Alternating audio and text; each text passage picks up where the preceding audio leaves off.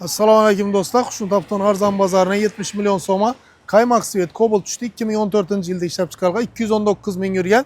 Medachuyda kraskasi bor, mashinada udar yo'q. Olib, hazat minaverasizlar. 4 tane yumshoq balonlari, metallari hamma narsasi tayyor. Salon holatlari zo'r. Kuzupunda ozgina ishi bor, ko'rdingizlar, bir poliropka tiparsa bir 2 so'm bilan gul bo'ladi. Mashina elingizga pul tushganda, lekin motorini, salonlarini xudo xolasa 1 so'm pul surtmaysizlar. Olib, hazatib minasizlar. Hada oyunda başka yerinde texnik umuman iş yok. Faqatgina shu kuzupini ozgina qirchiq chiziqlarini taxlatib bersangizlar dim zo'r bo'ladi, lekin hozir ham haydasa bo'ladi. Umuman kamchilik ina ko'rib turganlari dedim ham bir strashniy bo'lib bilinib yotgani yo'q. Bir parokni teylarında bir medachuyda shunday bir qirchiq chiziqlari bor dersangizlar, boshqa bir unday strashniy yeri yo'q. Mashinamiz 70 milyon so'mga qo'yildi.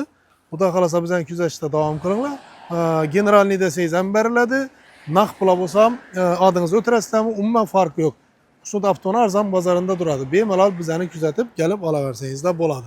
Keyin boshqa mashinalarimiz to'g'risida ham bir qator hozir obzor tayyorlaymiz. Bizani kuzatib, videomizni yoqqan bo'lsa, bir like-ni bosib qo'ysangizlar, bir manfaatli video bo'lib ko'pchilikka tarqaladi. Omon bo'linglar.